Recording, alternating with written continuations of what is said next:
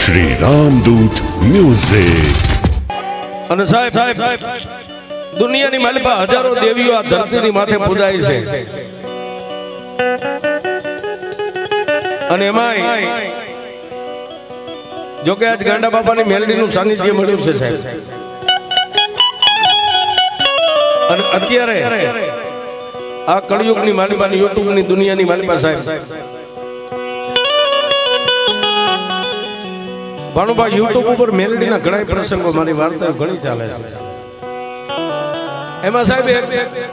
ભેખના દીકરા રાવળદેવના દીકરા પ્રત્યે એટલો મને પાવર છે સાહેબ કે દુનિયાની માલિકા જેટલી દેવીઓ બેઠી ને